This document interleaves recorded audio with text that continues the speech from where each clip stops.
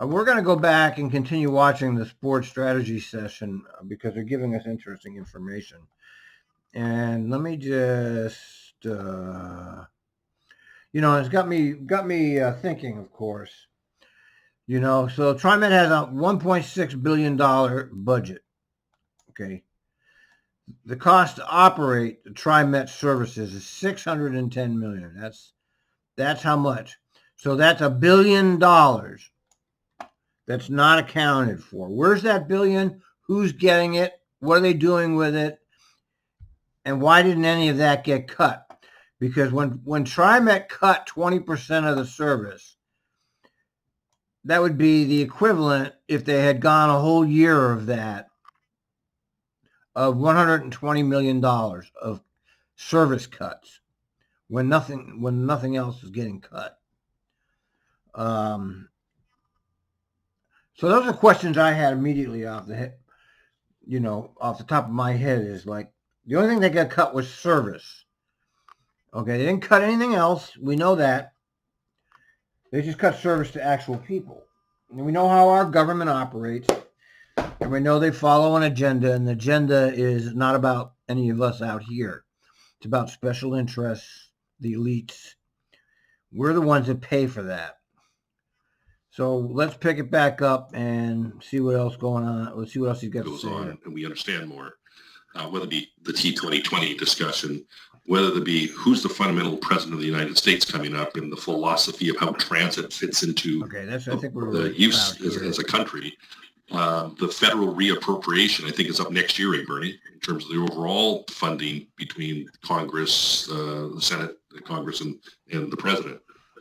So that impacts the capital funding, of which how things get allocated to what we consider our normal course, semi-normal course of business, how much capital is actually going to be in that at a time of very large U.S. federal deficits going on. So let alone a CARES Act 2, a HEROES Act, whatever else will be. Part of our strategy here is where we started to manage our expenses right immediately at the start of COVID and the economic impacts that come with this, is knowing to stretch this out as much as possible early on to save those dollars. And remember what I said about this. This isn't the COVID that's created this disaster. This is government policy that created the disaster, because as anybody who's been paying attention knows, trillions of dollars have been pumped into the economy, but not for any of us. Not for the transit, not for you and me. It's all been pumped into the elites. It's public information. Everybody knows the billionaire class is now $1 trillion richer. And you have all these technocrats here talking about how they don't have any money. So they're lying, okay? Well, these are all lies. There was plenty of money. The government created it. They just didn't give it to us. Okay? And this is why he makes a lot of money. Because he can present this in the way that's acceptable to the elites. He's gonna make the elite argument. And I'm sure he has calls, probably group calls with other executive directors of other transit agencies who formulate their talking points together about how they're going to present this. For the back end, to minimize, instead of this being 96, the last version we had yesterday morning was around $127 million. So it's moving as we literally speak, based on assumptions that are continuously based on the elites. I think Bernie's right. Based on the elites' intentional decision to starve us. Let's be honest. Okie dokie. There is going to have to be some semblance of a rescue package. We're trying to come in after some of the other federal large transit agencies who are in far more desperate state than we are.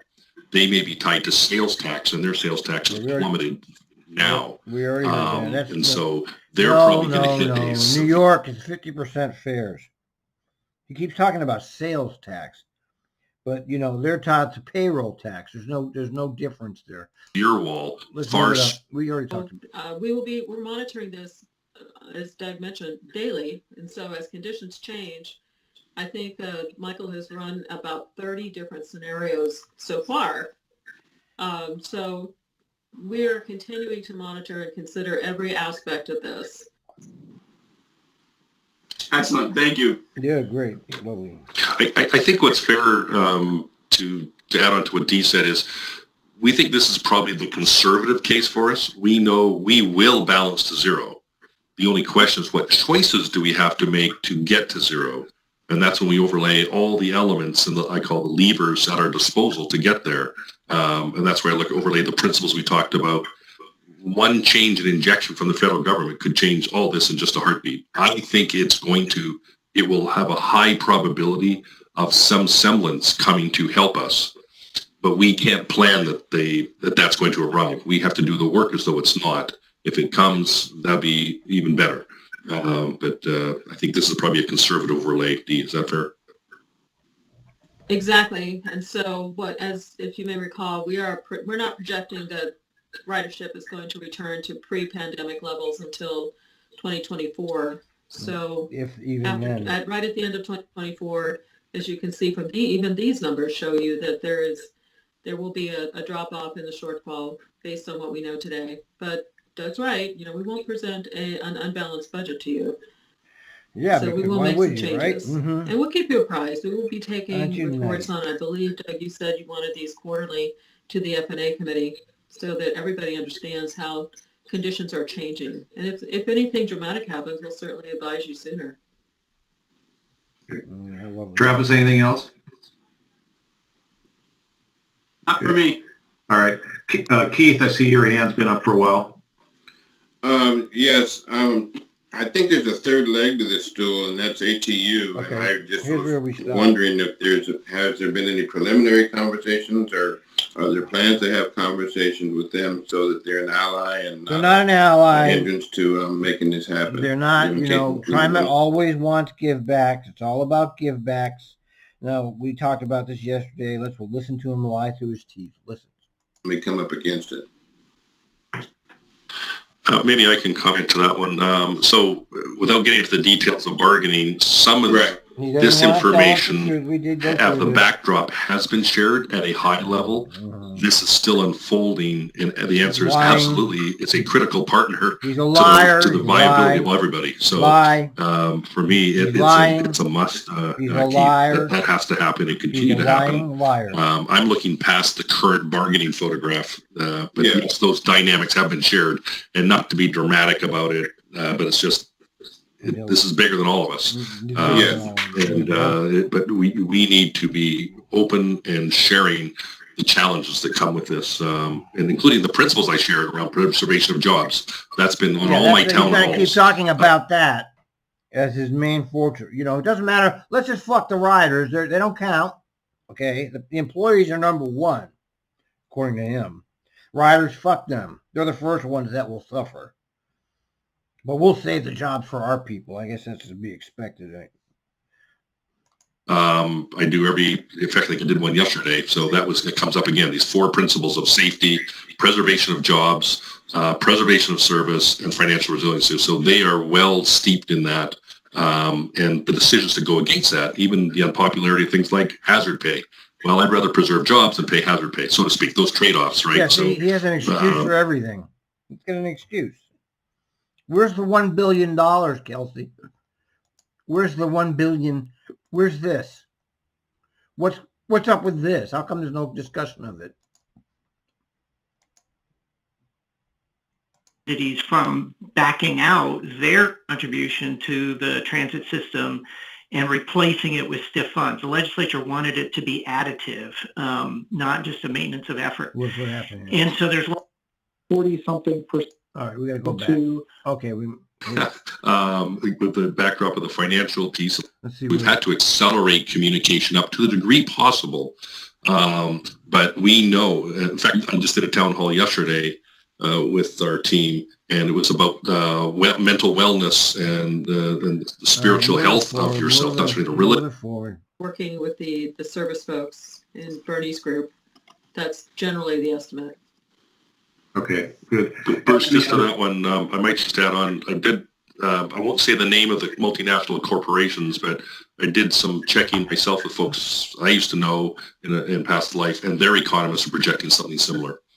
Multinational corporation. Good, thank you. And then the other one I just wanted to note of is make sure everybody picked up on the one assumption you've got there is the 10-cent increase in fares beginning, I think it was 2023, and then every other year after that, or maybe it was 2022 if you were doing. But obviously that would be very contentious. And again, so just reminding everybody, when we look at these numbers, that those numbers do have those in there, right, Dee?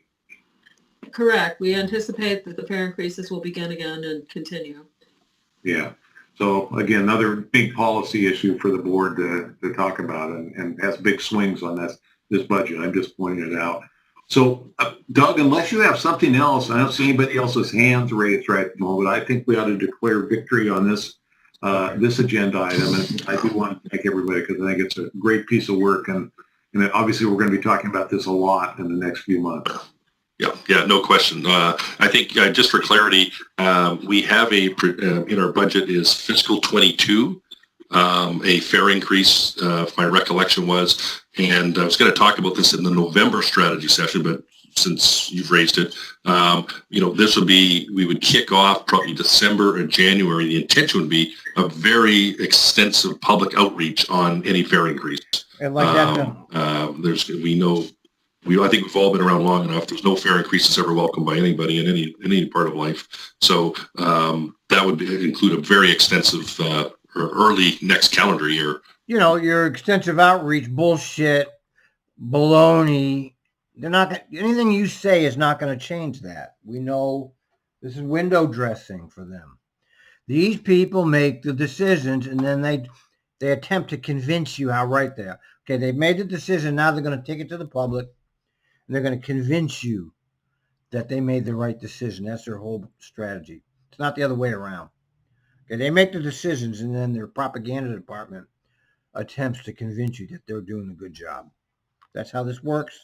Rollout and consultation process, and that would be brought back to the board as part of the budget process for fiscal 22. All right. Thank you, Doug. Yep. And we're ready to move on. All right, good. So I'll turn it back to you then, Doug, and Alan. Okay, Alan, I think the stage is set. With the backdrop of the financial piece, at least the photograph of the moment, that photograph will 10 change. minutes. Recap. And I mean, just remind the board of just last week when Alan did a quick update on how the agency was doing in the rearview mirror from last year, where we exceeded, where we met, and where we did not exceed for a variety of reasons. So, Alan, I'm just going to turn it over to you to set the stage. Now that we're starting to, at the early stage, build this next fiscal year rolling 5-year plan, but it fits into next fiscal year budget process, but it's a 5-year rolling plan. So Ellen, I'll just turn it over to you. Yeah, thanks, Doug. And that's exactly it. We're just a quarter into the fiscal year, but it's time really to start thinking seriously about the next fiscal year and the business plan, which is, covers 5 years, but we're updating it every year to make sure that we're adjusting. And it seems like every year something big comes up as we go along, and 2020 is an exception in the size of the something big coming along, but it's right in keeping with all of that. So I don't have a presentation. We did send some materials ahead in your packet, so I will be referring to those. My hope is you all have had a great series of questions and some conversation already around the financials. And frankly, though, the questions that came up at last week's meeting were around COVID. When we really look at it, more of the impacts come from the economic reverberations of that than COVID itself. And so I think that just flows right into this conversation. So what I'll do is point you to, and very briefly, hopefully, summarize the materials that we sent ahead. And then I'm going to kind of point us back towards the points of emphasis, which is the one-page list that we had in there. That, again, remember, in the business plan, we've got a few things that help set the stage of our direction for the business plan. there are premises, or they could also be assumptions. There are strategic priorities that are multi-year priorities, and to the extent those come up, it would be great to hear comments on those. But it really felt like, those are multi-year strategies, even though a lot has changed at the more detail level, the overall strategies haven't changed as much. And so the idea is to really focus in on the points of emphasis. But before I turn to those, at last week's meeting, I think it was Board Member Gonzalez had a question about sort of how our business plan had been impacted by COVID and by the economic impacts. And we promised we would get a document out, and we put together something pretty quickly, and I reviewed it with a number of the executive team, not the entire team of people who are working on key strategic actions at the agency, because that's 50 plus people, but a number. And then that is included in your document, in your packet, and I just want to point to a few, or talk through a few highlights there. And I invite comments or questions at any point, but I didn't think it made sense for us to dive into too much detail unless you specifically want to take us there. So feel free to do that, but I won't dive into too much detail. For all of you, this material that I'll be talking about starts on electronic page 17 of the document, so the 17th page in, with the 2 pages that show the colorful goals and objectives from the business plan. Those have not changed. We generally believe those are high enough level that they don't need to change each year, and did not see anything that specifically needed to change for in response to the challenges that we're facing. Following that is a number of pages that takes the COVID-19 addendum contents, which was the key strategic actions, which of the 5 years those actions were happening in, and then additional notes, and anything that was a significant change from the business plan that we published in March of 2020 was highlighted in yellow. When we went back to look at all of these, then it seemed like it made sense to flag the ones that really have significant COVID-19 ongoing impacts, flag the ones that we expect to have significant economic volatility, financial capability impacts, and then there's a third new column of impacts noted there. And see, now he's not giving us any information. Not so much on the individual key strategic actions, but the kind of... They're not telling us anything. As you would absolutely expect, I think ridership and the employment and payroll tax inputs have a lot to do with it. And when I took a step back and looked at all of these, here's kind of the big picture. So there are just over 130 key strategic actions. See, we can't see this, so what good is it? Objectives and assigned Where do we see it? More than 50 different people across the agency as leads. Of those, about 2/3 have some kind of pretty clear and direct impact from either COVID-19 and or from our anticipated economic impacts. Basically, the ones that didn't are generally the ones that are things that we can do with current staff or are far enough underway that we don't think it's going to have a huge impact.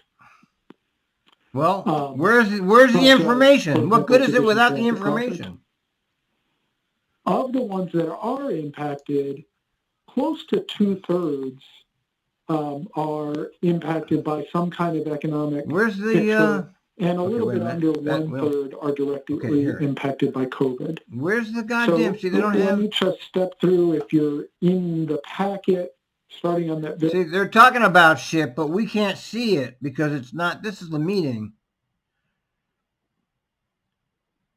but they don't have any documents for us to look at. Here's your TriMet right here. Oh, boy, wait a minute. Anything? Let's see. Anything here? See, that's just the board. The board, they don't have. So this is basically some kind of secret meeting, or they've given all these people information. The secret society of TriMet, which I call them, which they are, and I can't see what they're looking at right now. Page, which I think on the document itself is labeled as page 3, but see, I can't see the document. Would be the 19th. This is page. A joke, and that's with the satisfied riders goal 1. And you can see there's a mix of impacts from COVID-19 and impacts from economic. I'd have to put a public records request with in. Color means that has a significant impact. There's no meaning to the one that's filled in red. That's just a typo. And then the kinds of impacts we see are obviously ridership impacts. COVID-19 has impacts not only on our operations, but also in our outreach. There are a number of engagement strategies that we're using. Yeah, go ahead. I don't have the packet. Yeah, I don't have it either. Oh, okay. I can share my screen. Oh, yeah. Why don't you put it up there? Let's see it, motherfucker. Looked at the information that was sent out in the share thing, but I didn't actually make a copy of it. All right. Okay. All right. So that's what I'm speaking to. Let's see if we can actually read it. Critical, but I'll go ahead and share it on my screen here. Yeah, why aren't you doing that anyway, you idiot? If that helps. Thanks for stopping me and letting me know. It's a public meeting. We want to see what you're looking at. So come on, Leto, you know better. Items here that are impacted by COVID, the items that are impacted by economic effects. Not everything is impacted, but a number are. What isn't? There are, as I think I was saying, there are a number that have impacts from our ability to do. Oops, sorry, what just happened? There we go. Who knows what we're looking at here? Our ability to do outreach with COVID is very much impacted. Face-to-face engagement is difficult or ill-advised under these conditions, and so that really puts emphasis on other techniques, lots of phone calls, some video, other ways of getting in touch with people. And so there are those kinds of impacts, and a number of our efforts include engagement with communities, with stakeholders, with various groups across the region, and therefore are impacted directly by COVID. It almost goes without saying maybe that there are a number of financial capability question marks with the economic volatility. You just saw that from Dee. A number of years where we have impacts from the slowly recovering economy, and those obviously put into question our ability to handle the needs of these key strategic actions. I guess I would say there aren't any that were so obviously impacted that we feel like we already have to take off the list.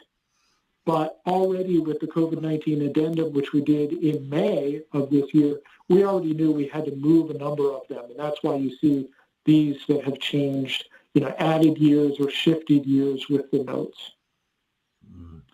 That really captures the majority of the impacts that we see between COVID-19 and the financial impacts. There are others that we're able to continue because this is all garbage, man. Pursue partnership. The funding, for example, it's the same crap that they've been peddling for years. Program, as Dee mentioned, it's just all bureaucracy that means nothing to anybody except the bureaucrats involved. Will also be impacted like everything else, presumably. That is a portion of the STIF funding, and so we're able to continue going with that. And to the extent that ridership is diminished, the draw on the low-income fare funding is somewhat diminished as well, even though we obviously have a much higher percentage of essential workers and lower-income riders in this time. And then demand as well. Demand obviously has dropped down significantly. We're in the 40-something% ridership compared to where we used to be pre-COVID, and that impacts the demand, and which means that we adjust service to react. I don't think I need to go through any more. And as far as adjusting the service, that's the exact wrong thing to do, because you need more service because of social distancing. It's the exact wrong thing to do. They're doing exactly the wrong thing. I guess I will just say that, keys like personal safety. Stop. Okay, look, submit fully public transportation safety plan on schedule. Procure safety management system software. Who cares about that? Some kind of software. Develop and implement configuration management and process change management system to track changes and implementations across divisions to ensure safety. It's all garbage, man. Increase high visibility presence on the system. What? Continue analysis and implementation of treatments and locations for crossing safety enhancements. Well, they should be doing that right along. Complete and implement operations training strategy. Garbage. Most of this is all useless bureaucracy here. All of it. Some of the key items there, though we recognize there may be some impacts to individual actions that may need to have things extended. None of them. I don't want to hear him. I'll just stop it. Things that we would... Okay, implement agency-wide, multifaceted projects and operations enhancements for improving the service and maintenance components that contribute to on-time performance. What is this crap? Begin implementation of rail operations organization technology. This is crap, man. Oh, yeah, and they're building Columbia bus garage. Great time to build a new garage. They're doing everything fucking wrong here. Put off because this place, and the same with. I mean, this place has got. I knew this was going to happen. I've been yakking up. They're expanding without any. There's no limits placed at all on this agency. It just expands at the speed of light, and nobody is stopping it. Okay, none of this should have been allowed to happen, and we've been talking about it years and years ago. But, we don't control, the capital projects mafia controls this place. And all this shit is capital projects to keep the money flowing for them. Who needs a Columbia bus garage? What do they need that for? I will stop sharing at least momentarily and see if there are any thoughts or questions related to that, and then I'll move on to the points of emphasis and just kind of hopefully use that to spur some conversation amongst all of you.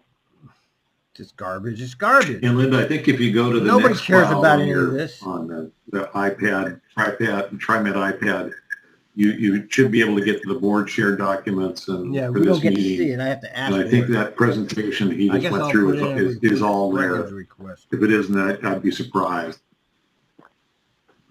Questions? Oh, I see a few hands up. So Keith, you want to start? Yes, and I didn't see, and maybe it was there, I glanced over it, I was looking earlier. A diversity initiative is part of the business plan.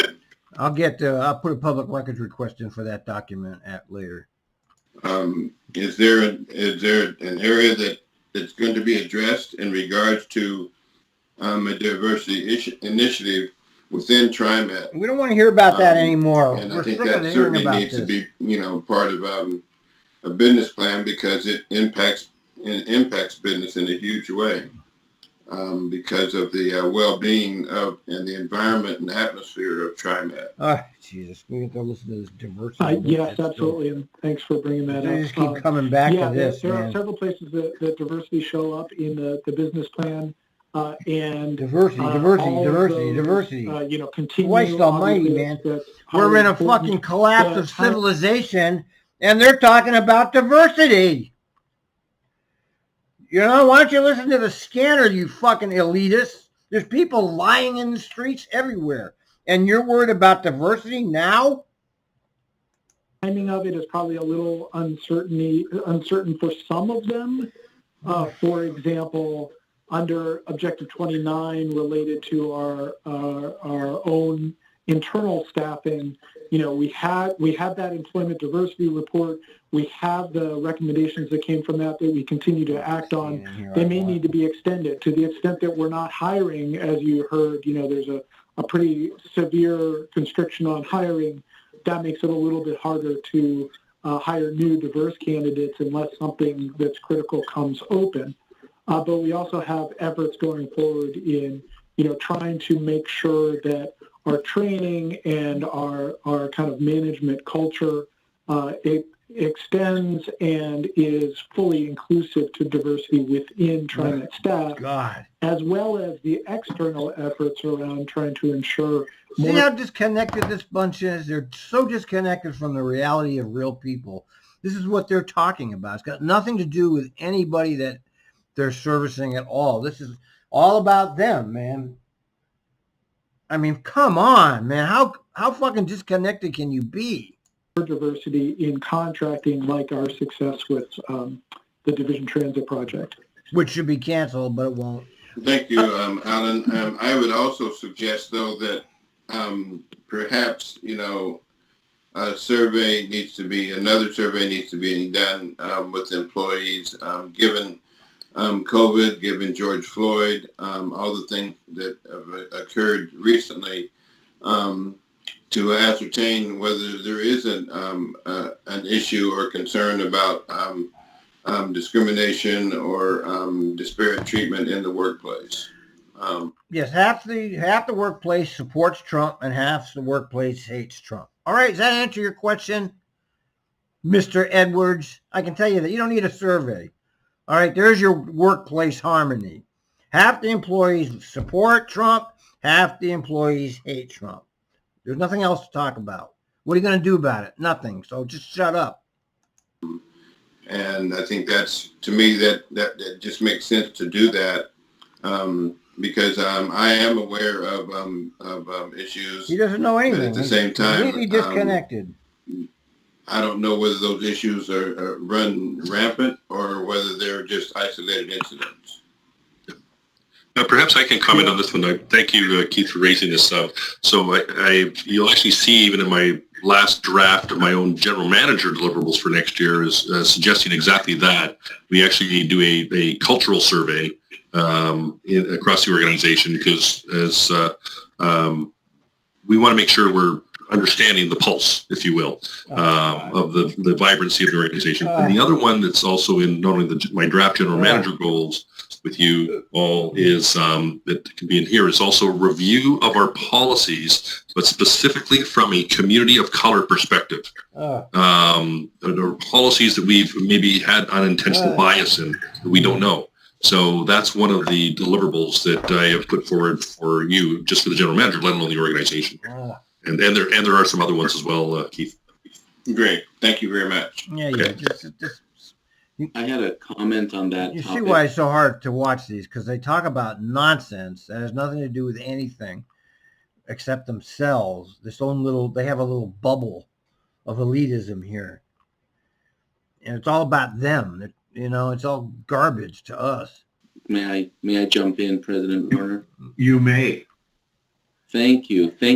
I want to echo the sentiments from Director Edwards about the importance of getting feedback so that we know how to improve. I just want to cite that from what I've seen in equity policies, we are regulated at the federal level from. You're regulated. You're regulated like Donald Trump is regulated. In other words, you do what you want. He does what he wants. You're not regulated. Nobody's regulated. What we can translate into policies based on what knowledge we gain from these surveys. So disconnected. The city just concluded a disparity analysis, which looked specifically at contracting. The city can now use that analysis to create new policies around inclusion and equity in contracting. Have you seen the streets of Portland? It's tent city. They're talking about inclusion and equity, and it's tent city everywhere. This is how disconnected your government is. This is how useless your fucking government actually is. They don't have a fucking clue as to anything that's real that affects real people. It's just unbelievable.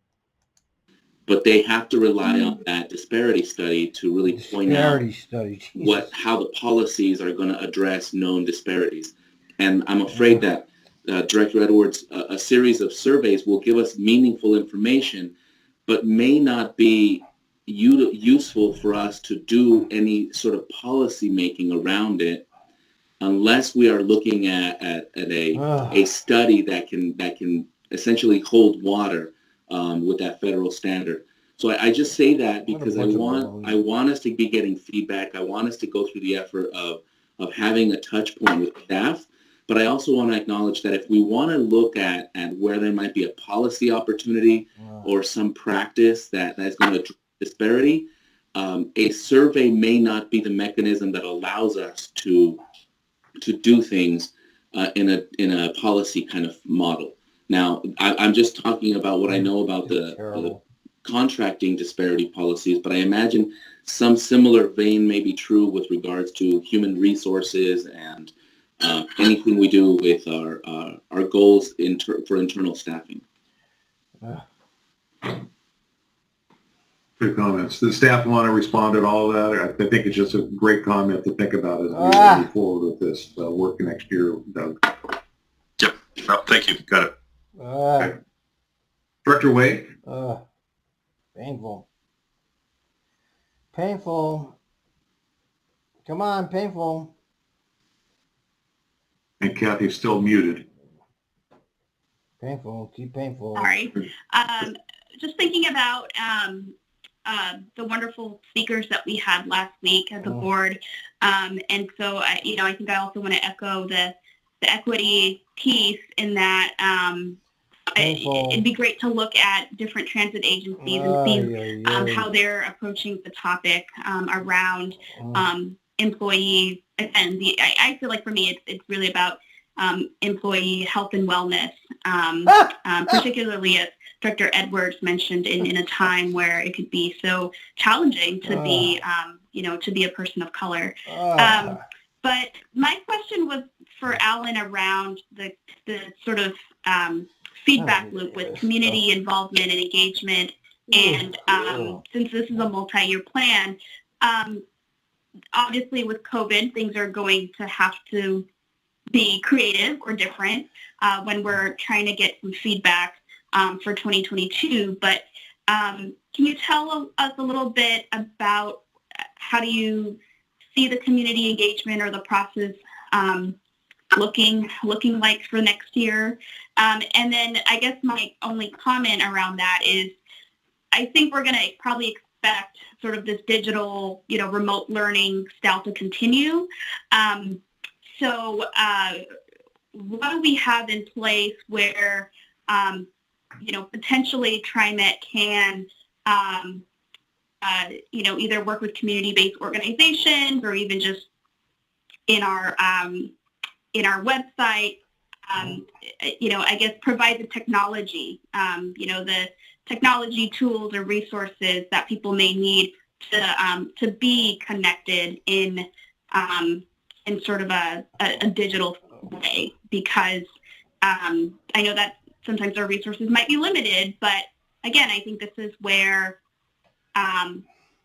we can try to leverage what's great about meeting online and using I'm going to listen to whatever's available in the digital Please universe. Don't watch this. You're wasting to really your time. Gain more feedback from different stakeholders. Great, thank you. I want to see if either John Gardner or Bernie wants to respond to this, because I can kind of talk around it, but I can't claim to be the expert on our overall strategy. In terms of engagement with the business plan, obviously we have the review period during which any and all people can respond to it, and we go to TIAC and we go to CAT and we try to reach out to stakeholders, but a lot of it really leverages our overall outreach and engagement that we do. John or Bernie, would you? John, can you go on? Yeah. Yeah, so I mean, I think Director Way is correct. It's sort of like this new normal is requiring us to think differently about engagement, and we're not the only ones. This is true for all public agencies.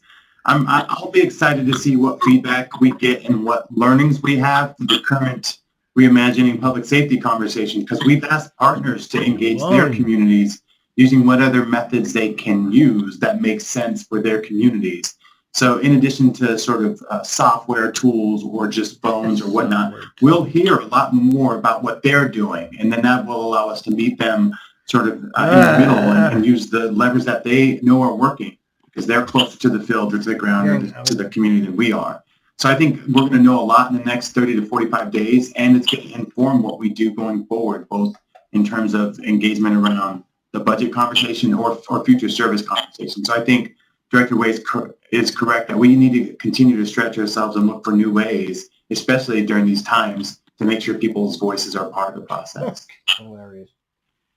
And I would just expand on that and say that this has been something that we're learning and changing over time. It used to be that we would hold town halls and invite people to come, and if 2 or 3 people showed up, that was okay. When the House Bill 2017 process came into place, we really doubled down on how to be more proactive about reaching out, particularly to communities that aren't typically engaged in the traditional public involvement processes. And one of the tools that we're using with the work that John is doing that we piloted in that House Bill 2017 effort is really going to community-based organizations that have client bases and doing 2 things. One is putting them in the lead on the public outreach. Instead of asking them to find people to come to our forum, us giving them the information and asking them to hold the forum. And we find that's a lot more successful. And then finding ways to compensate people for attending, because we know that a lot of the folks in low-income, particularly low-income communities, this is all nothing but theater. Has no value in the real world. It's all nothing but a bunch of bureaucrats trying to pretend that they have something to do. Here he is, completely useless. This is just disgusting. Communities have difficulty, with daycare, with working multiple jobs and language barriers and so forth. So we started feeding folks. We started, giving out Fred Meyer. What have you done for anybody as an agency? Okay, your low income pass. Okay, that's something. It's not as good as Seattle, and you still don't offer, fare free for anybody, but it's better than nothing. That's it. That's all I can think of. What else have you done? Nothing. Nothing that I can think of. I can't think of anything. As far as your employees, you've done nothing but dehumanize them, treat them like garbage. You say heroes, but you don't do anything for them. It's all hypocrisy. Our gift cards, and all of those tools have really started to bear fruit. And we're 15 more minutes and I have to stop. Seeing a lot more direct involvement from folks at a very grassroots level, and that's paying dividends in the work that John's talking about. And I think it's nothing. We want to carry that it model gives us nothing. forward We as see we nothing. do other work with the community around service planning and other changes. They don't consult the community on service planning. They didn't have any public hearings about cutting service. They didn't do any equity analysis when they cut the service. All of these little things that they say they do, they didn't do. They cut the service, and that's that.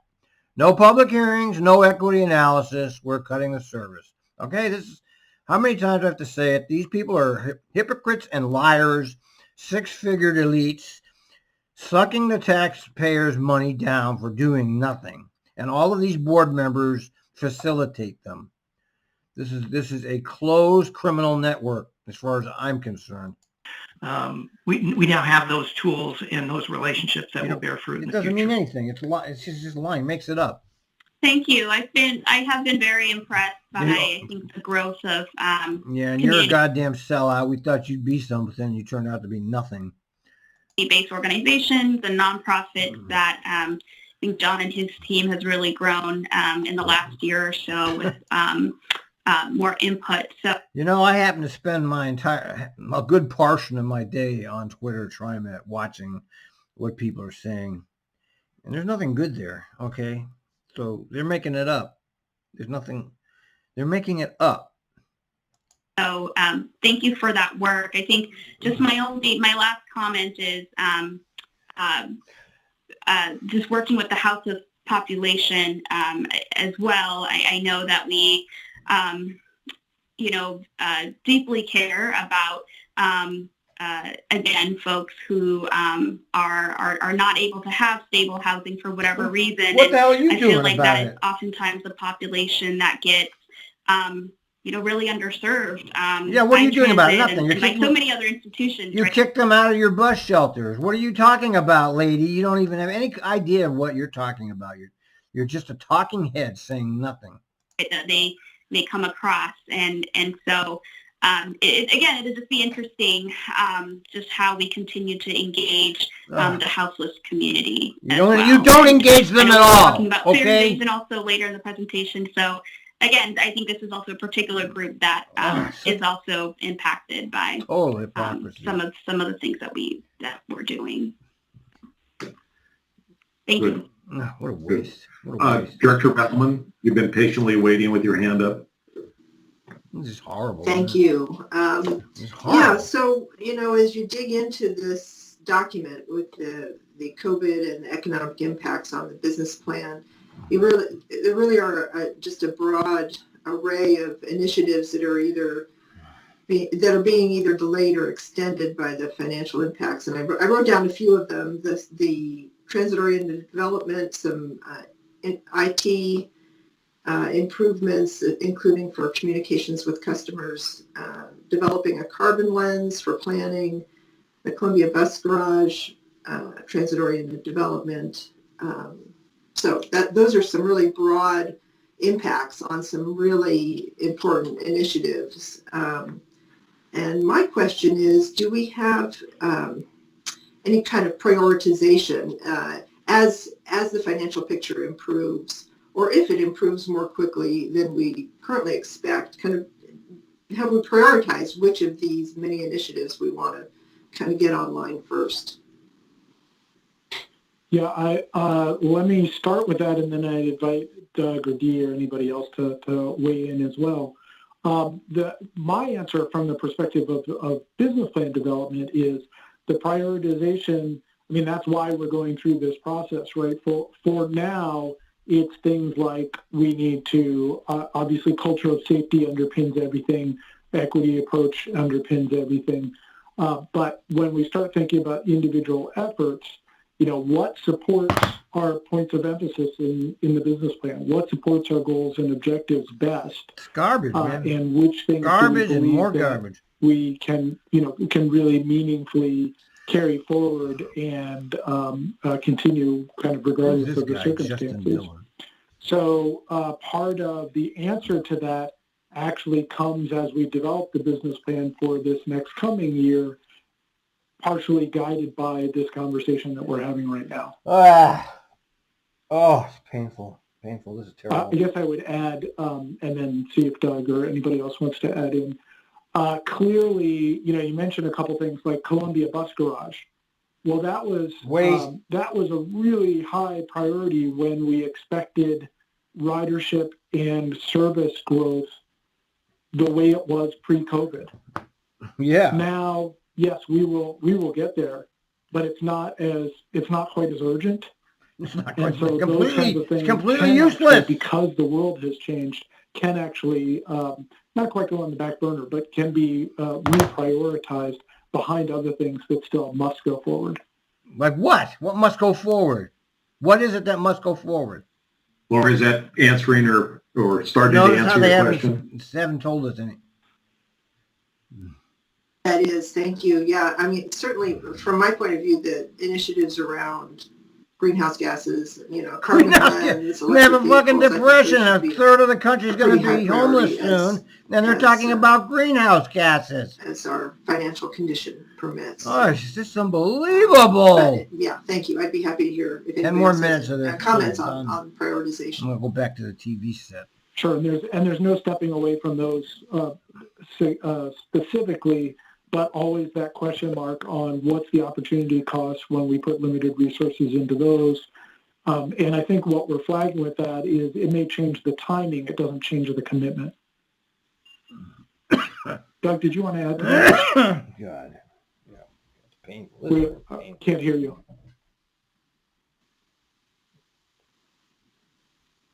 Sorry, I guess I have two mute buttons, so I guess a double safety measure for everybody else. So I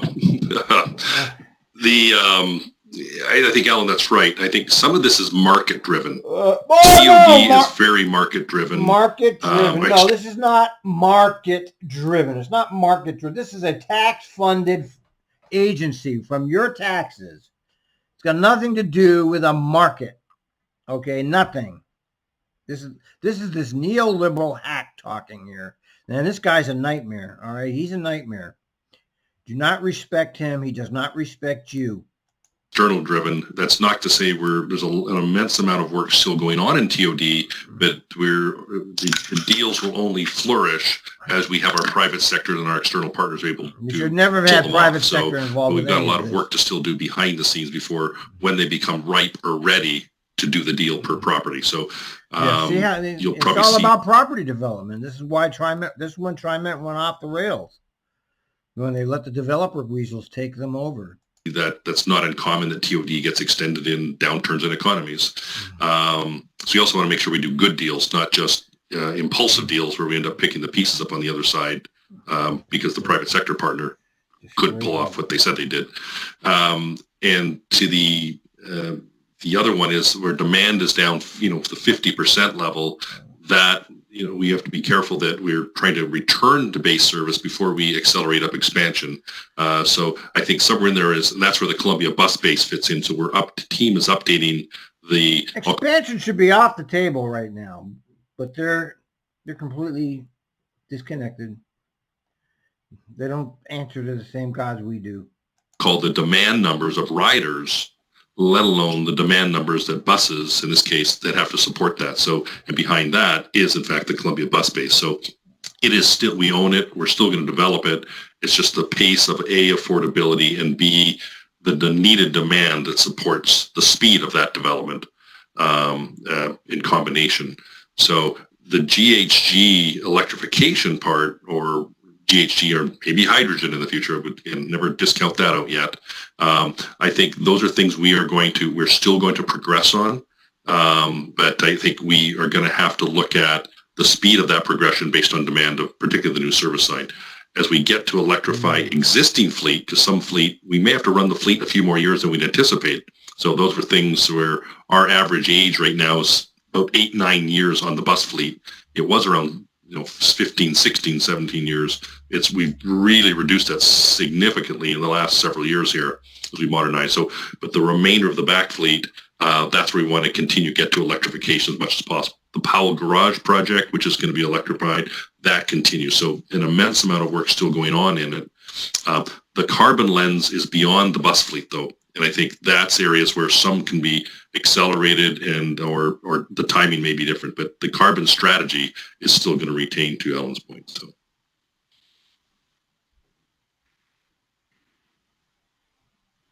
Okay.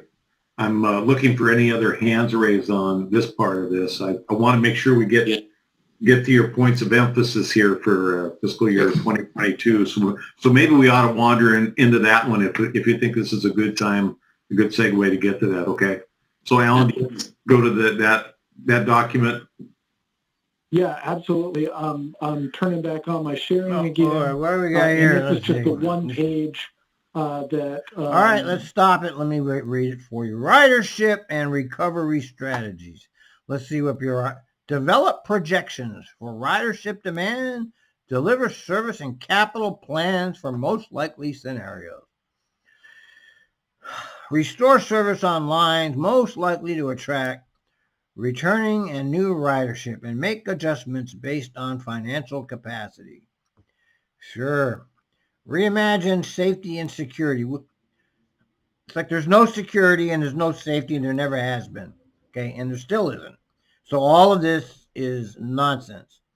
Implement and finalize Department of Short and Medium Long-Term. That's garbage. Bureaucratic, nothing. Added value to customers across the region. Develop new measures and targets that better measure success beyond ridership. What? Further update strategies and continue implementation to reduce carbon emissions. Oh, God. Implement IT strategic plans. Implement the Strategic Information Technology Plan to make our systems more reliable. As you know, TriMet is a leader in technology, and the technology is awful. It's totally failed. We hear it every day on the scanner. Okay, people and enhance equity for employees. Yeah. They're the whitest city in America, okay? These government agencies are supposed to reflect the communities, by the way. Continue to implement recommendations from Employment Diversity Review, including updating cultural bias training. Bunch of baloney. Conduct an externally based organizational culture survey and develop, oh my God. Resource management. Develop strategies to align. It's just bureaucracy, man. Well, I have a word version. This is what it is. In your packet, I think it's on the electronic page 17. Just all useless bureaucracy. I think it's the third attachment. Alan, I think it's the third attachment on our Nextcloud. Just the one page. As you gotcha. Said. Okay. So I'm sorry, I have not seen it in the version that you've seen. I just have it as a single PDF all crunched together. So this is just the one page, and what we've done is, I think a couple of years back, we introduced the points of emphasis as what are we really thinking top of mind as we go into the year, and then we mark the specific key strategic actions that really address these points of emphasis, and that helps us prioritize those over other efforts when kind of push comes to shove and we have to choose one over the other. So what I thought I'd do is very briefly just run through these and then open it back up to thoughts and comments, and then we'll bring you into the end of this agenda item at 10 o'clock. So you see the four categories: customers, internal business practices, people and innovation, and financial. And the idea, obviously, with a list of points of emphasis for a year is there can't be too many, because if everything's a priority, then really nothing is a priority. But the ones that, taking everything we know so far about what's happened this year and what we expect to happen next year, and then working through mostly with the executive team, we've come up with this, what you're looking at as a draft for going into this, and open to further comments and edits and changes as needed. Changes. Okay, ridership, did we do this? Develop projections for ridership demand. Deliver and service capital plans for most likely. Okay. So under customers, the first thing maybe most I really can't take any more ridership and recovery strategies. This used to be focused around. This has really irritated me today. I mean, it's so painful to watch such uselessness in the bureaucracy. It's just such useless bureaucracy. It's just hard to believe that they take themselves seriously.